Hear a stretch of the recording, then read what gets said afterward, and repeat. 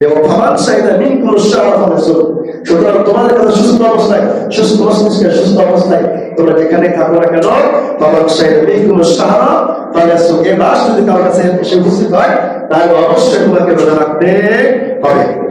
আল্লাহ রাব্বুল আলামিন পরামর্শ বলেন, ওয়ামান কানা মারিদান আও আলা সাফারিন ফাইদাতুন মিন আইয়ামিন উখরা, ওয়ামান কানা মারিদান আও তার কোনো যদি অসুস্থ হয়ে যায়, চূড়ান্ত অসুস্থ, যার সুস্থতা হওয়ার কোনো এখতিয়ার নেই, অসুস্থ হবে এরকম বোঝা যায়, এরকম কোনো মানুষ অসুস্থ হয়ে যায় অথবা অসুস্থ অবস্থায় এমন কোনো রোগ হয়েছে যে ওষুধ সেবন না করলে সে মারা যাবে, ওই মানুষের জন্য আল্লাহ রাব্বুল আলামিন রাসূল রেখেছেন যে সে যদি রোজা ভাঙতে চায় রোজা ভাঙতে পারবে।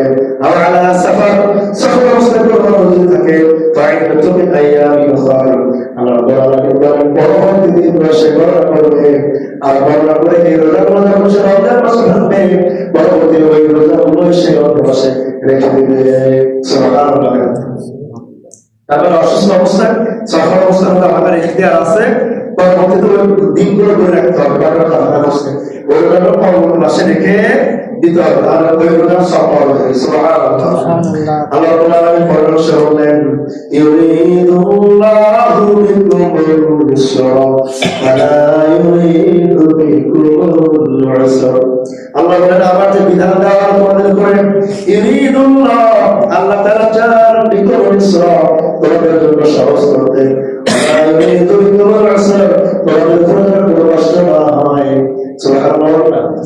সুবহানাল্লাহ বিহামদি, আল্লাহ কত সুন্দর বলেন যে আল্লাহ তাআলা চান ইউরিদু বিকুমুল ইউসরা, আল্লাহ বিধান তোমাদের জন্য সহজ হয়, ওয়া লা ইউরিদু বিকুমুল উসরা আল্লাহ চান না যে তোমাদের জন্য অত্যন্ত কঠিন হয়ে যায়, অর্থাৎ আল্লাহ চান আল্লাহ বিধান সহজ হোক, আমাদের জন্য কঠিন না হোক। সুবহানাল্লাহ।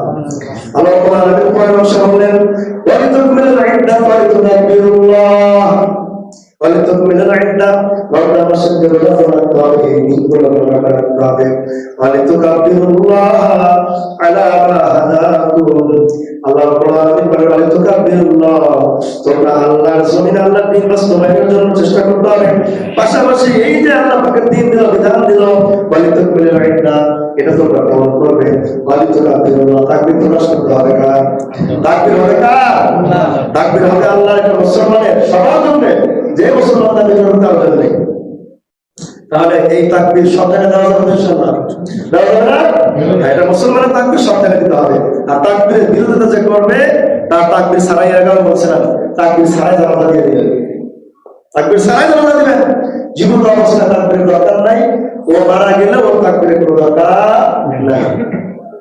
যেই মহিলা, যেই মেয়েটা, যেই মহিলা মানুষটা সারা জীবন পর্দা করে নাই, পর্দার প্রতি সে কঠিন ভাবে পর্দা ধরতে হবে সেটা সে মানে নাই, পর্দা মেনটেন করে চলতে হবে, পর্দা ফরজ সেটা সে বোঝে নাই, নিজের জীবনে মানে নাই, সারা জীবন সে পর্দা ছাড়া হয়ে চললো, আর মারা যাওয়ার পর পরে 7টা 5টা পর্দা দিয়ে তার গোসল দেওয়া হয়, দেওয়া হয় কিনা?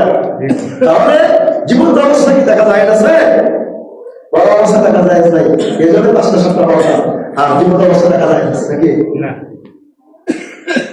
সম্ভব হয় না।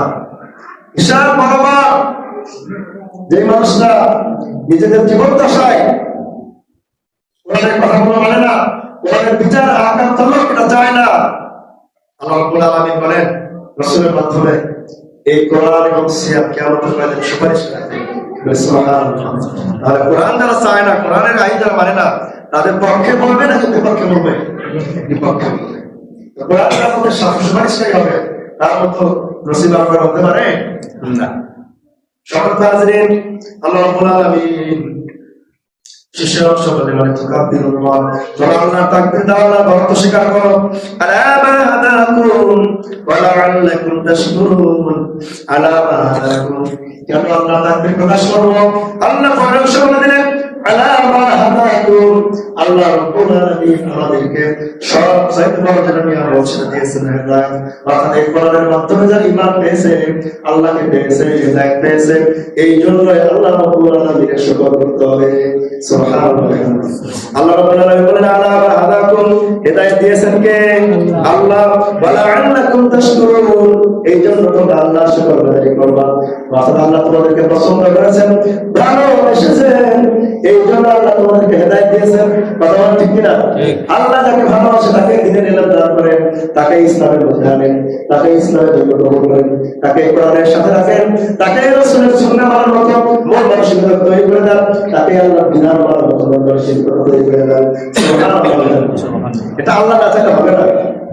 সবাই হাজিরিন, তাহলে আল্লাহ তাআলা বললেন আল্লাহ তোমাদেরকে হেদায়েত দিয়েছেন, এজন্য আল্লাহ তাকবীর প্রকাশ করো এবং আল্লাহ শুকর আদায় করো। আমরা এই আল্লাহ তাকবীর প্রকাশ করা এবং আল্লাহ শুকর আদায় করতে রাজি আছি ইনশাআল্লাহ। সবাই হাজিরিন, হাদিসটা দেখো, সেখানে বলা আছে আব্দুল্লাহ ইবনে ওমর রাদিয়াল্লাহু তাআলা বলেন আন্না রাসূলুল্লাহ সাল্লাল্লাহু আলাইহি ওয়াসাল্লাম আসিয়াম ওয়াল কুরআন ইয়াশফা'আনি লিল 'আবদি ইয়াওমাল কিয়ামah। রোজা এবং আল কোরআন, রোজা এবং আল কোরআন ইয়াশফা'আনি লিল 'আবদি ইয়াওমাল কিয়ামah, কিয়ামতের ময়দানে এই রোজা এবং আল কোরআন ওই তাদের পক্ষে যারা পালন করবে তাদের পক্ষে সুপারিশ করবে। সুবহানাল্লাহ। আসিয়াম, এই রোজা বন্ধ থাকবে, মারাতুদ দুআন ওয়া শারাব ওয়া শাওয়াত বিন্নাহার, মারাতুদ দুআন ওয়া শারাব ওয়া শাওয়াত, রোজা করবে আল্লাহ দুনিয়ার জমিনে আমার কাছে ছিল, আমি রোজা রাখার কারণে ওই বান্দা খাওয়া খাই নাই, শারাব প্রতিষ্ঠান করে নাই, স্ত্রীর সাথে সহবাস করে নাই, ভালোবাসা আমরা পূর্ণ করে নাই, বিন্নাহারি দিনের বেলা, সুতরাং আজকে আমার পক্ষ থেকে তার জন্য আপনি সুপারিশ করুন বলেন।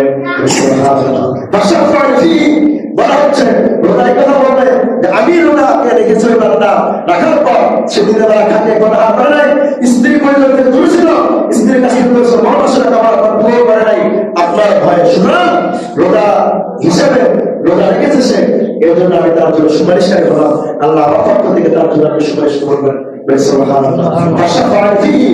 সুপারিশ কবুল করা হবে। আল্লাহ রাব্বুল আলামিন রাসূলের মাধ্যমে একটা কথা জানালেন দিলেন, আল কোরআন, কোরআন বলতে থাকবে মারাতুন নামাবিল লাইল, কিয়ামুল লাইল করা হয়, রাতের বেলা সালাত করা হয়, মারাতুন নামাবিল লাইল, কোরআন বলতে থাকবে সারাদিন সিয়াম সাধনা করার পর ওই বান্দা রাতের বেলা ঘুমায় নাই, রাতের বেলা কিয়ামুল লাইল আদায় করেছে, তারাবির নামাজ আদায় করেছে, রাতের বেলা আসে আল্লাহ পাকের সামনে দাঁড়ায় নিজেকে সমর্পণ করেছে, দিনের বেলা কষ্ট করেছে, সাধনা করেছে, রাতের বেলা আল্লাহর সামনে দাঁড়ায় চোখের পানি আল্লাহর কাছে মাফ চেয়েছে। সুতরাং মারাতুন নামাবিল লাইল, ঘুম বাদ দিয়ে আল্লাহ তোমার প্রার্থনা করেছে, তোমার সামনে দাঁড়িয়ে নিজের ভুলগুলোর কথা স্মরণ করেছে, কেঁদেছে। সুতরাং আজকে আমার পক্ষ থেকে তার জন্য আপনি সুপারিশ কবুল করেন। আল্লাহ রাব্বুল আলামিন রাসূলের মাধ্যমে জানালেন ফাশফা'আনি ফীহি, ওই দিন কোরআনের সুপারিশটাও কবুল করা হবে। সুবহানাল্লাহ।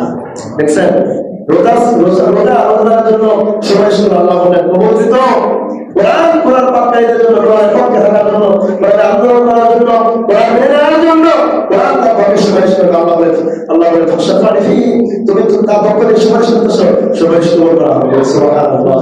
সবার হাজিরিন, এজন্য আমাদেরকে রোজা রাখতে হবে, পাশাপাশি রাতের তারাবির নামাজ আদায় করতে হবে, দিনের বেলা সিয়াম সাধনা করার পর আল্লাহর সাথে দাঁড়াতে হবে, নিজের ভুলগুলো স্মরণ করতে হবে, স্মরণ করে তওবা করতে হবে, তাওবা যদি করতে পারি